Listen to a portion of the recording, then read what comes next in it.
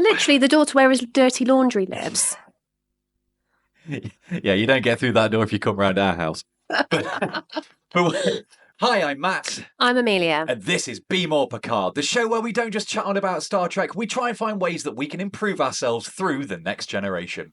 And today's stardate is 78475.1. And we'll be doing a fistful of datas today, one of my favourites. You might think that this is a show where the crew are just getting to live out their cowboy fantasies, but there's so much more to it than that. We have parenthood, we have adaptation in the face of new information, and more importantly, the importance of play. So pour yourself a cup of Earl Grey and let's engage. So as we've mentioned before on this channel, this is not where you need to come for deep dives into the story, but we do like to do a quick episode rundown in 60 seconds or less. So, Picard just wants to play his flute during some downtime, but keeps getting interrupted with everyone's requests. Worf seems oddly keen on running drills, so Picard checks if he's okay and orders him to go and have some fun. Alexander is over the moon by this, Worf not so much, because now it's time for Red Dead The Next Generation. Geordi and Data are experimenting with the ship's computer, because that always ends well, and end up mixing up data in the computer's files. Back in the ancient West, we see Worf completely miss the point of the game and spending time with his son. Deanna Troi appears as a level 50 player meeting a level 1 noob and takes Worf under her wing. Computer problems are unsurprisingly now popping up all over the ship, and Data is beginning to act weird. Worf is forced to participate in the story in order to save his kidnapped son. By this point, Data is playing so many characters that I had to get a mirror to check if I was Data at one point. Worf beats the bad guys using the old boilerplate strapped to the chest routine and saves the day. The crew and the ship fly off into the sunset, and that is the basic premise for Fistful of Datas, which, when I was a child, was one of my favourite episodes because I love anything and everything to do with the ancient West. I'm going to try and refer to it as the ancient West like they do because I love that little detail. Oh, I think that's so cute that they refer to it as the ancient West. So what we're going to do is start going through the episode and the points that we've come up with for what we think. There's definitely a lot to do with fatherhood. Yeah. But before we kind of get really into that main theme, something that I think we're going to touch on quite a lot in this show is the little details that are in the background. Now, everybody knows that you can stop it and see there are camera people visible in some shots. There are some bits where you can see the outside of the set, but there are some details that are on screen which are so important, which you don't realise until you have somebody explain them to you. Now, I'm very lucky that I live with somebody who is very up on her symbolism of flowers in this case, and it was my lovely wife that pointed out the sunflowers in Picard's office and that they mean more than a couple of things. If you're away in deep space and your only world is deck plates and bulkheads and all of that kind of stuff, having and a lot of the crew have a flower or some kind of plant in their room to help kind of cut grass, I believe the expression is, to kind of ground you to something that's a bit real. But the choice of sunflowers in Picard's case is so much more than just providing that welcoming environment for people to come into his office, but the sunflowers themselves, they represent things like loyalty, devotion, positivity, and hope. And if you were to describe Picard in 5 words, let's say, those would be 4 that you would choose. You sure would. You would choose those. But it's not just the sunflower that he's got in his office to help welcome people. There's some weird kind of alien Venus flytrap looking thing out there, which I'm sure has probably got a name. And if somebody knows what that plant is, please let me know down below in the comments. We were absolutely beat by it, so please let us know. So yeah, I think that's a nice bit of undercurrent there. Looking at his overall mood, especially as he is so grumpy that day. If you're watching that episode for the first time, you're probably going to think, wow, this man is such a grump. What is his problem? I mean, all he wants to do is just play his flute. I understand that grumpiness because he just wants... They've got some time where they're not doing anything.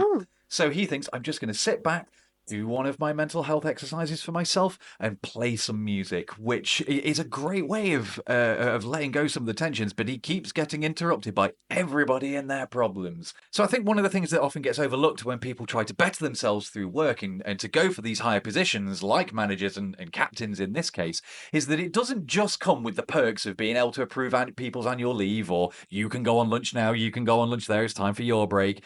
It's that you have to deal with so many unexpected unexpected problems, which may seem like not that much important to you. Worf comes in and he wants to try and run some drills. I forget what Crusher comes in for. Crusher comes in because Part in the play. Yes, because she wants Jean-Luc to be part of her play, and we get to see Patrick Stewart saying, "I'm not much of an actor." And he just wants to get on with his own stuff, but part of the pressure of command and the pressure of leadership roles in general is being able to take all of these problems, which to you might not be a big thing about your day. To Crusher, that's the biggest thing in her day, and he doesn't beat her down over it. He doesn't get dismissive. He just it's my job to deal with this, and he cracks on with it and deals with everybody's problems. Exactly. It's very much of what you would expect of him as a leader. Yes, he does lose his composure a little bit at times, but you see him realizing that he's losing it and pulls it back together, takes a deep breath, and carries on. And you can definitely see the benefit of that, because the fact that when Worf comes in, he's starting to get annoyed because this is the third person that's come in and distracted him from what he's trying to do. That we've seen. We don't know how many people came in before the camera started rolling. How many people came in off screen? Yeah, he might have been trying to play that flute for the past 5-10 hours. And he's in his quarters as well. That's his private space. It is, but I think he really embodies the "my door is always open" policy. Literally, the door to where his dirty laundry lives. Yeah, you don't get through that door if you come round our house. But back to the point of him being able to, he gets visibly annoyed and he contains himself and controls it, because he's able to work out from Worf's requests. Like, everybody else is coming to him with, Picard wants to play his flute. Crusher wants to rehearse the play. They're trying to take part in pursuits. Worf comes to him with, "I want to do more drills. More work. Give me more work. More work. More. I need to do more things." And I've worked with guys like that before when I was working on a ship. And let me, we're on port leave today, lads. We've got nothing else to do. So we're all going to get into the light rig and start cleaning things. And no, this is my day off. You're supposed to work that in. I mean, years and years ago, I had a kitchen job. That downtime is worked in. Time to lean, time to clean. That's what I was always drummed into me whenever I worked with food, which is why I hate working food, and why I now, every time I'm in the kitchen and my wife's not doing anything, time to lean, no, I hate myself. So because Picard has managed to calm himself down and get on top of those feelings of his, he can see the Worf trying to do all this maintenance and all these drills. He might be trying to avoid something, and Picard can sense that. He essentially takes him to the side and goes, "Bro, what's up? What are you trying to talk to me? What are you trying to pull here?" Which is, I think, excellent. That just from a male perspective for a second, a male manager saying to a male colleague and a male subordinate as well, "Mate, are you okay?" Yeah. We barely get that now in a lot of things, and the fact that he feels comfortable enough with it, and remember that Worf is from a warrior race as well. It's not like he's talking to Reg Barkley or something. No. Reg, you've woken up in the morning, you've poured milk on your cereal, but are you all right? Is always a valid question with Reg Barkley. Whereas with Worf, with somebody who, outward appearances matter and his honour and everything. But Picard knows to give him the space to say, what is it you're trying to avoid? Yeah. And that's when we start to find out what it actually is that he's trying to avoid. Picard commands him to essentially go and have some fun. But he doesn't say what or with who, because let's face it, Picard knows that Alexander is on the ship. He knows that his son is there, and he knows that he don't see Alexander that often.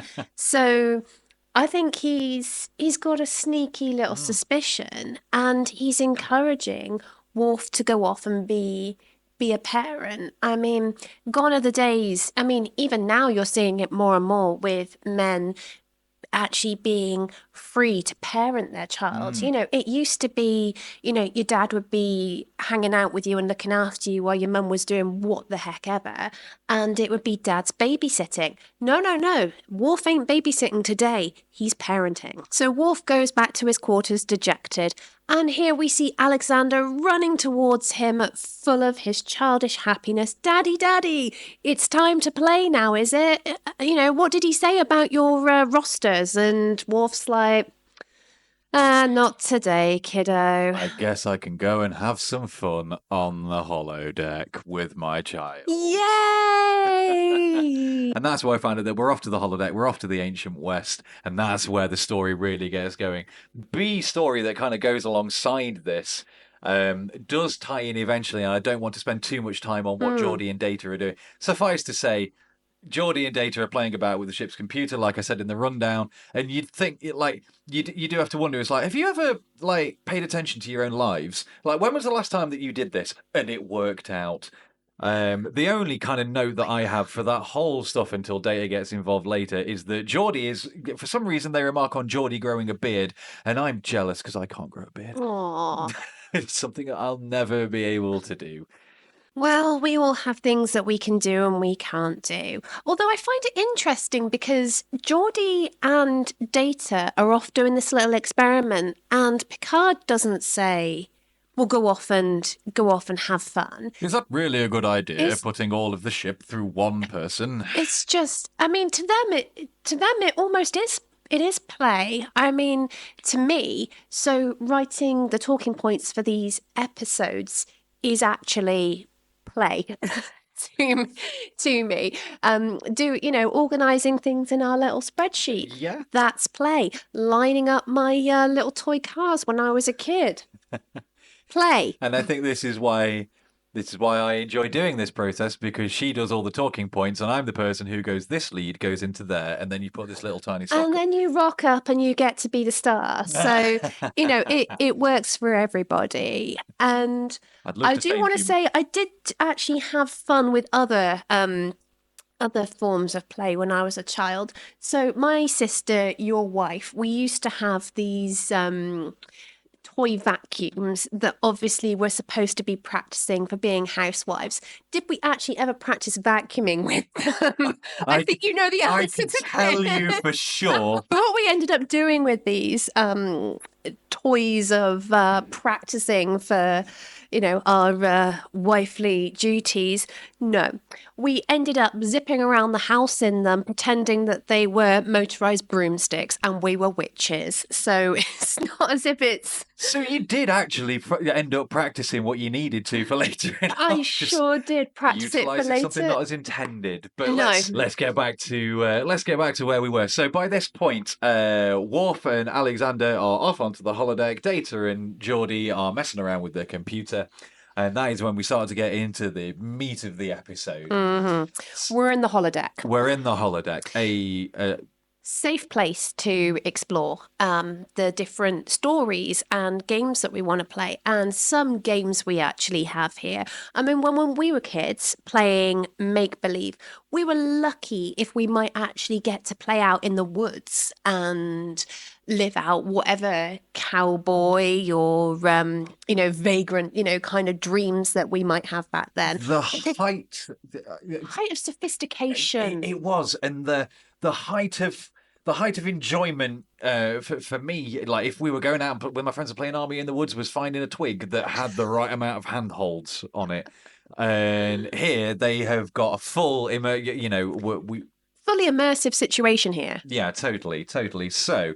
And it's safe too. And that's the really good point. So it's not just about having this fully immersive experience as well. You've got the controls on too, so that you can play either as a child or an adult safely. Well, normally you have, but because this is, I've always kind of believed that there were about 4 or 5 Star Trek plots that they rotate round, and there's nothing wrong with that, because I love Blink-182, who have got one chord sequence and just use it over and over again. And I will still, oh, you've got it in a new key, have you, lads?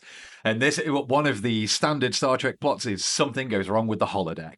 And so you're right, they have got the safety protocol, but not in this one. Nope. And that they do come off. So Worf and Alexander basically go onto the holodeck and start trying to... Well, Alexander wants to play the story, and Worf walks in and essentially immediately goes, "I'm here to apprehend him. You are under arrest." End of game. Fun is now achieved. The fun has been Fun achieved. has been had. And Alexander basically just does a No! no! Dad, you're doing it wrong! Ruining it! And tells him that that's not the point. But that's how.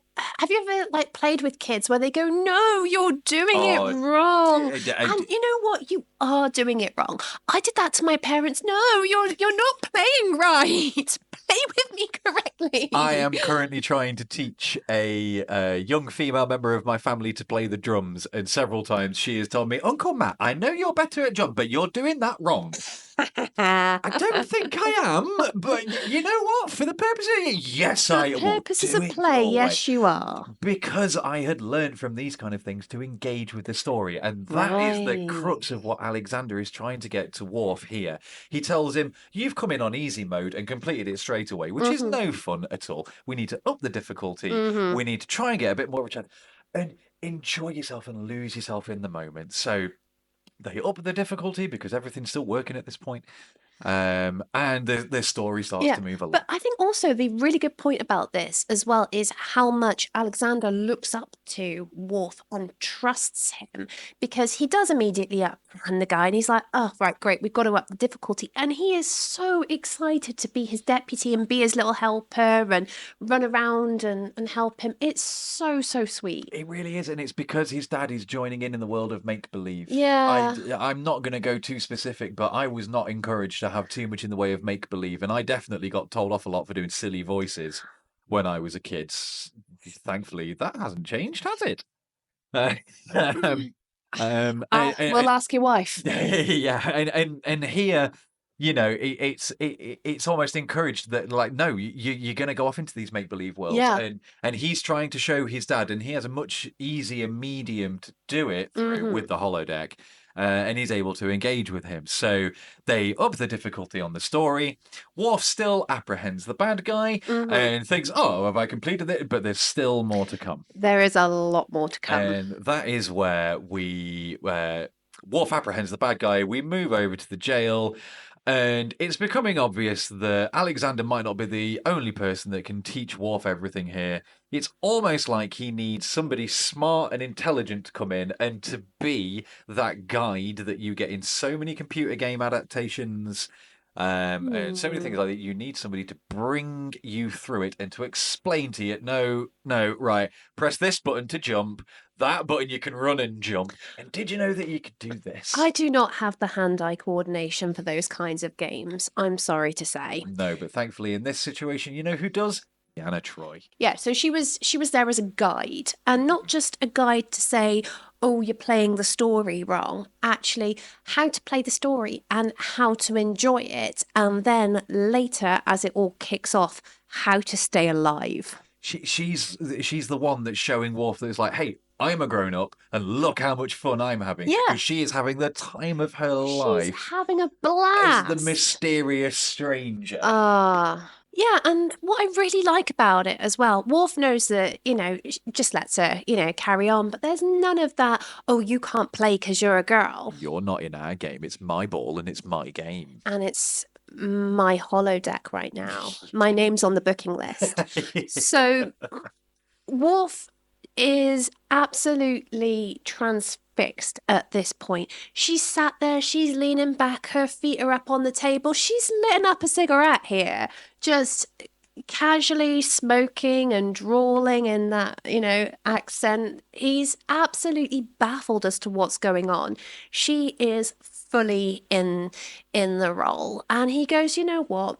Actually, you can play." And you can play with us. You can play with us. He defers to. He sees that she has got the knowledge that he needs to help him out, and something that a lot of TV shows would have done back then. Like a lot of TV shows had Western episodes or episodes inspired by things, and the temptation would have been, and I think that the intention early on was that Troi was going to be a showgirl, let's say, in the bar. Yeah. And that was where she kind of met into it, which would have meant tacky, revealing costumes, and Mm. you're permanently distracted by things. And but the fact that they kind of took, they were able to take a step back, look at it, and go, no, if we make her the mysterious stranger and remove her, she can still be her badass feminine self with all of this because she rocks that She outfit. sure rocks it. But it doesn't.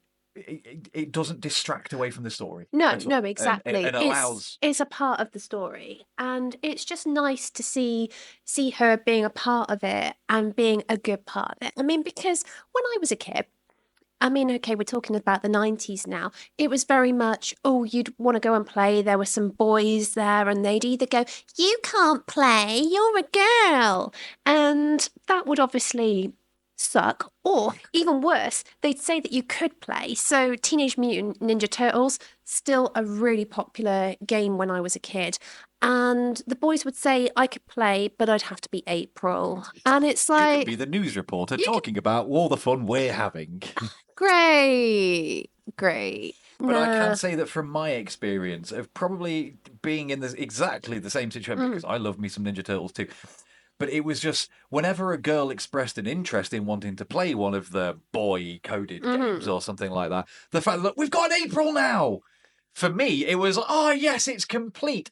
But because we just automatically, this was back in the days when you automatically, it's like, you're a girl, so therefore you play the. It wasn't kind of like, you're a girl, but do you want to be Donatello?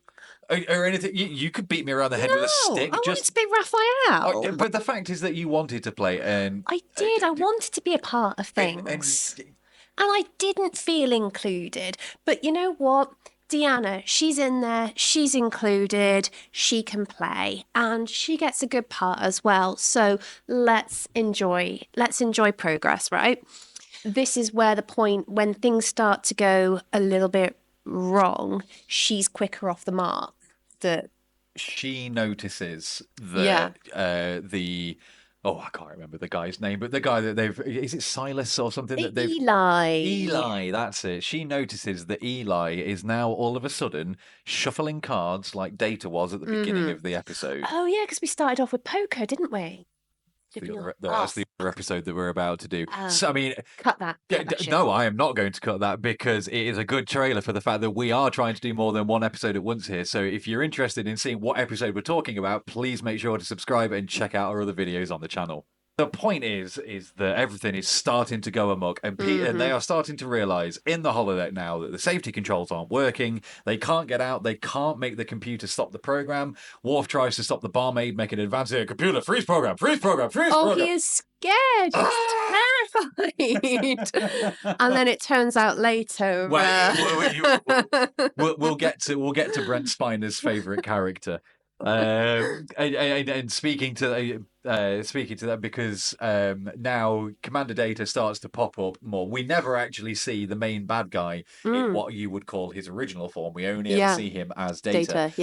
Because Data is now becoming everybody and is becoming part of the simulation. Troi is the one, as the guide, who is in trying to encourage Worf to engage with this barmaid. He's like, no, she's just a hollow program. She's nothing to do with this whatsoever. But he doesn't know how these stories go. And these stories typically go that there is a busty wench who is totally in love with the sheriff and will do anything for him. However, he also pees her off quite a bit, even with a bit of prompting from Troi. She continues to do that the whole way through. He's more focused on the game. Yes, and he knows that he has to now complete the game in order to get his son back. He has to engage in the thing that his son was trying to get him to engage with in the first place. Yeah. But now it just got real.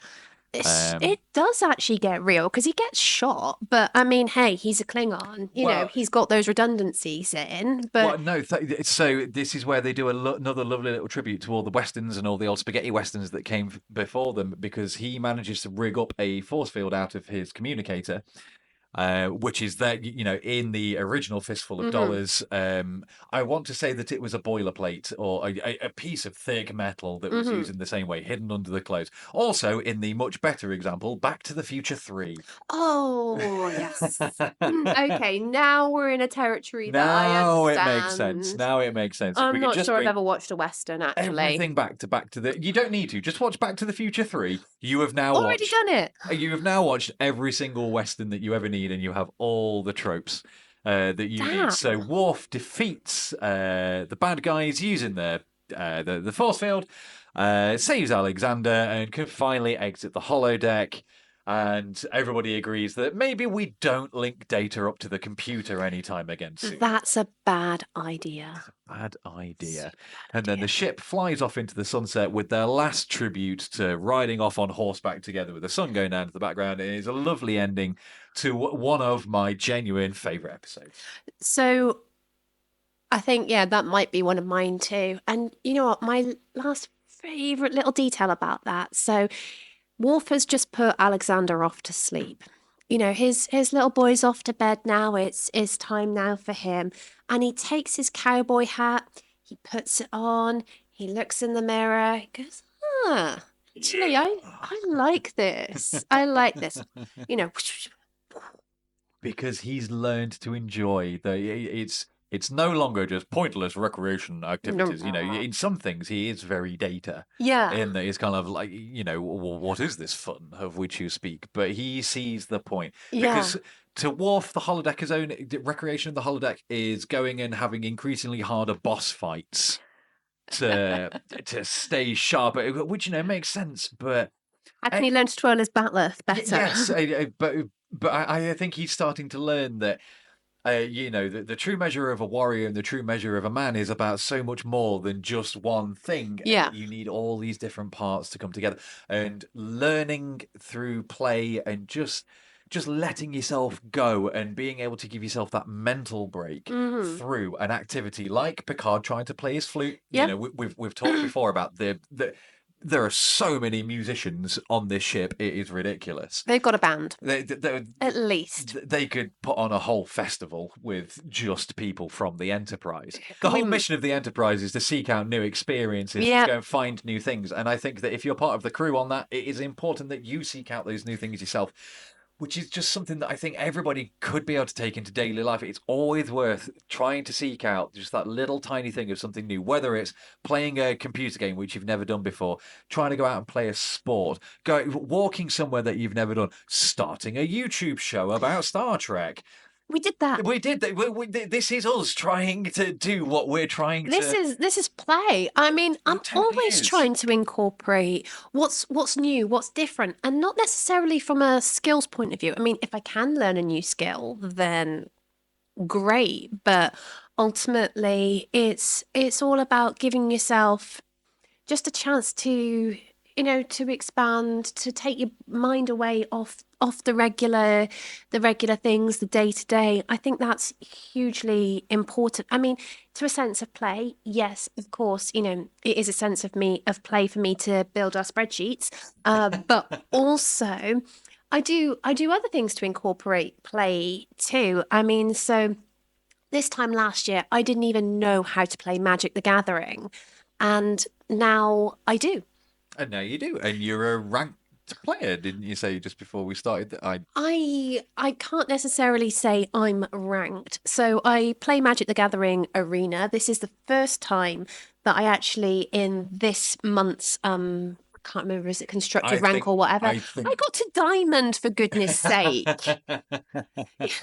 Come on, that's not too bad. But it's because I play terribly. But you found a new way to stretch your brain, to stretch your muscles, to stretch everything through doing something new, and that is, I think, as much as this episode was just their excuse to play around in the goof off. Yeah, basically to play in the West. And so this episode was actually directed by Patrick Stewart, who was so excited to film all the Western bits that he got sunburned because he forgot to put sun cream on. He was just like, can we get going? Get going! Because he was trying something, this episode was something new for him. And this is what this is what I really want to, the crux of our show and what we're trying to get at and why we picked Next Generation.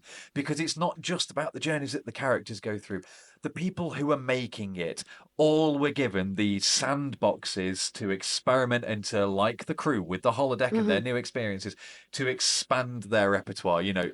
So many parts of Next Generation were directed by Jonathan Frakes. Yep. And he's gone on to do so many other things. And and this is why we feel it's such a good show for us, because they don't just say one thing on the screen and do something else beforehand. You get the feeling that it was a collaborative effort all the way around and that they really exemplify what they were trying to get across. Gene Roddenberry's messages at the end of the day, and that's what we're trying to do with this show as well. They're not just like a bunch of bad people trying to, realize Gene Roddenberry's vision. I think that they're actually genuinely good people who believe in his vision too. Yes. And that is an absolutely beautiful thing. I mean, we talked about at the beginning how this is actually an episode that can teach us a lot about parenthood. One of the things that we know about Star Trek is that they are all incredibly emotionally intelligent people.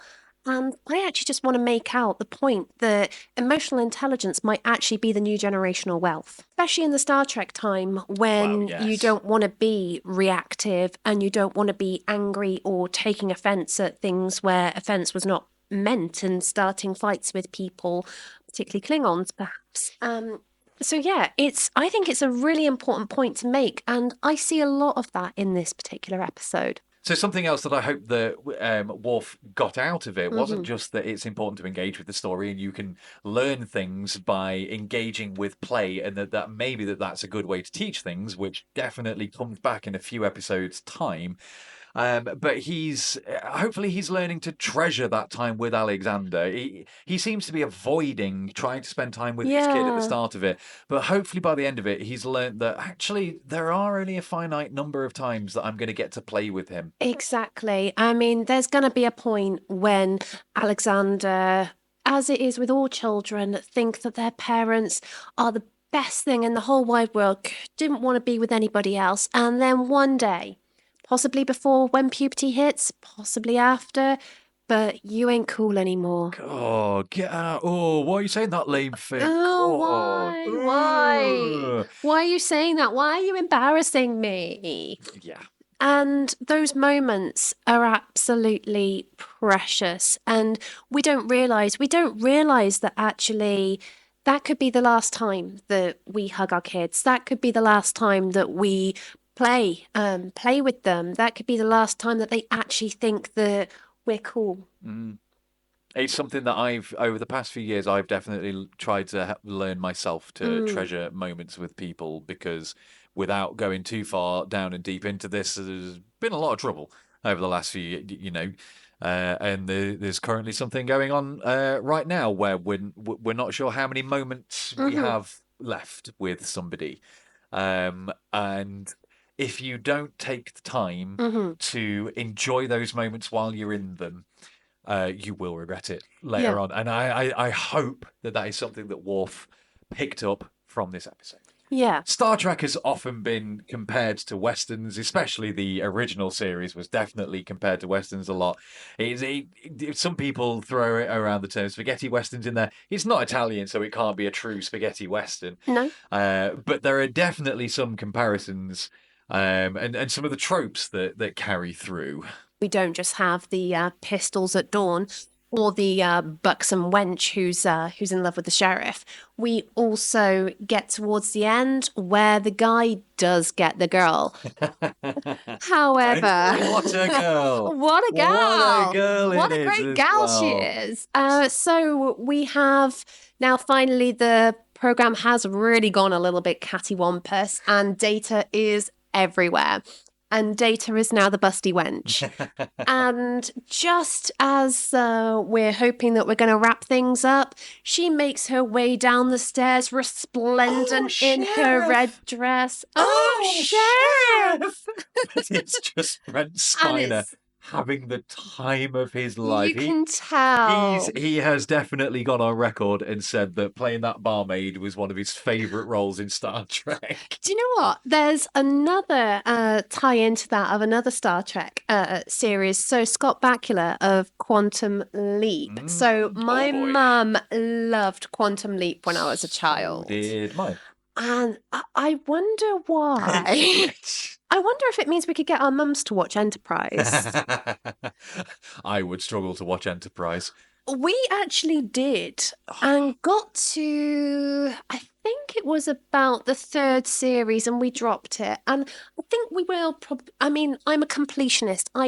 Even if I'm hating something, I have to finish it off. I need to go back and give Enterprise another chance because I tried to watch it when it was first on, which I was not the right age. I was coming out of my Star Trek phase when Enterprise, because it was early 2000s, just as I was becoming that surly teenager who wasn't into it's not cool or anything anymore, and I wasn't here for it at the time. So maybe I do need to give it yeah. Give it another go and invite your mum to watch it with you. So there's a lot of big thoughts and feelings about this episode. We talk about parenthood. We talk about the importance of play. We talk about the importance of taking that time to just relax and maybe goof off a little bit. For saying that this show is called Be More Picard, Picard wasn't really in this episode much, but I think this speaks to that we're not just going to focus on Picard. We purposely picked this episode for episode 2, and the follow-up that's coming soon, episode 3, is going to focus a lot more on Data.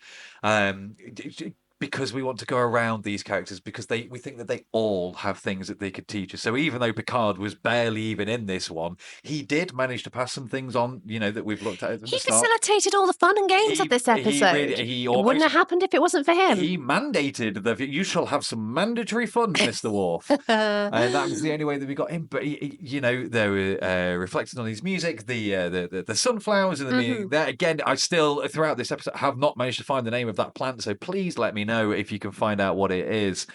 There's so much that we could talk about more with the comparisons with the westerns, but I think maybe we'll save that another time. Yeah. We're just going to say for now, like we wrap up with every single episode. In this episode, it was Worf, but if you see a chance where you can be more Worf, where you can be more Picard, make it so. Oh, there's no sugar in that. Oh, sorry. No, it's fine. Now that I know there's no sugar in it, I can live with it. And all of a sudden then, whee, what do you need? Because it's the introvert's curse. But very different kinds of buttons. And she knows how to explore with this. And that is awesome. I don't know how to use this teapot, apparently. That's okay. And frig.